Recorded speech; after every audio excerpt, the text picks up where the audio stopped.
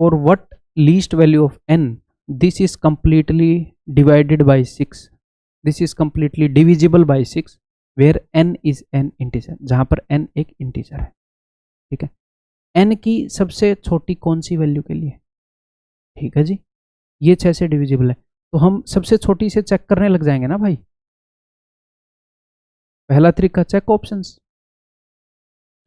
Common sense बोल रही है ना आपको, ये तरीका इजी रहेगा ब्रेन पर और फास्ट भी रहेगा, तो चेक कर लेते हैं। तो सबसे पहले मैं यूज करूंगा जीरो को, क्योंकि इसने बोला सबसे छोटा कौन सा, मैं सबसे छोटे से चेक करूंगा। तो 0 पुट करने पर 2 की पावर 0 प्लस में 2 इंटू 0, तो 1 प्लस 0 यानी कि 1। क्या ये 6 से डिविजिबल है? नहीं। फिर मैं यूज करूंगा 1 को चेक करूंगा, तो 2 की पावर 2 प्लस में 2 इंटू 1 यानी कि 2 की पावर 2 4 प्लस 2 6। क्या ये 6 से डिविजिबल है? जी हाँ। तो n की सबसे छोटे वैल्यू जिसके लिए ये डिविजिबल है, हमने ऑप्शन में चेक किया है, जिसके लिए 6 से डिविजिबल है, सबसे छोटा यही है, 0 से तो है नहीं। अब 2 या 3 से डिविजिबल हो भी जाएगा तो भी सबसे छोटा तो 1 ही रहेगा ना, तो चेक करने की नीड ही नहीं है। ठीक है, अब इसको कंसेप्चुअली प्रूव करें सीखने के लिए। एग्जाम में कैसे करेंगे इस तरीके के क्वेश्चन को? ऐसे। अब सीखने के लिए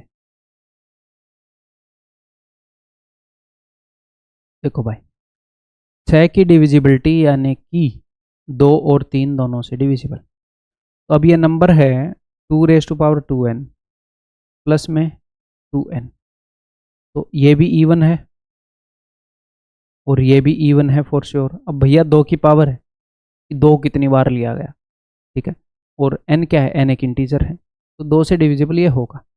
2 को 5 बार 10 बार 20 बार लिया गया है, ठीक है, तो 2 की डिविजिबिलिटी तो सेटिस्फाई करती है। अब मुझे चेक करना है कि 3 से भी ये डिविजिबल हो, n की कुछ भी वैल्यू हो, 2 से तो ये डिविजिबल है, 2 को फर्क नहीं पड़ता। ठीक है जी,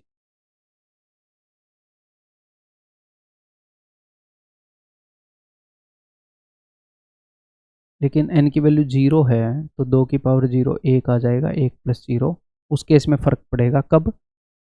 उस केस में फ़र्क पड़ेगा n जब 0 होएगा तो डिवाइड नहीं होएगा। ठीक है, तो 2 से डिविजिबल है for n greater than equal to 1। ठीक है, n की वैल्यू कुछ भी हो, 1 के बराबर हो या 1 से बड़ी हो। ठीक है, उसने इंटीजर बोला है ना, तो 0 को ध्यान में रखना पड़ेगा।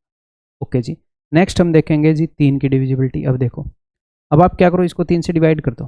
3 की डिविजिबिलिटी मैं चेक कर रहा हूँ, 3 से डिवाइड करने पर 0 रिमाइंडर आना चाहिए। ठीक है, तो 3 से अगर मैं 2 को डिवाइड करूंगा तो रिमाइंडर आता है -1, तो -1 की पावर 2n। अब 3 से अगर मैं 2 को डिवाइड करता हूँ तो रिमाइंडर आता है -1, तो प्लस में -1 इंटू n। 3 से डिवाइड करने पर ये रिमाइंडर आया है और ये होना चाहिए इज इक्वल टू 0। ठीक है, इसको मैं बोल रहा हूँ reminder on dividing by 3।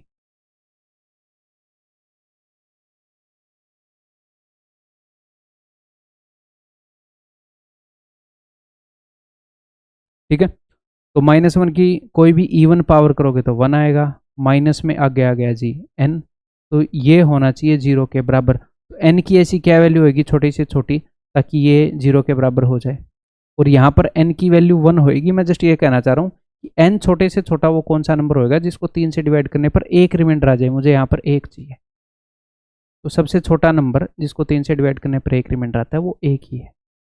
n की वैल्यू अगर मैं 1 रखूँगा तो ये कंडीशन सेटिस्फाई हो जाएगी। तो 1 के लिए 3 से भी डिविजिबल है नंबर, 1 के लिए 2 से भी डिविजिबल है। आंसर इस ऑप्शन बी। आगे बढ़ रहा हूँ भाई।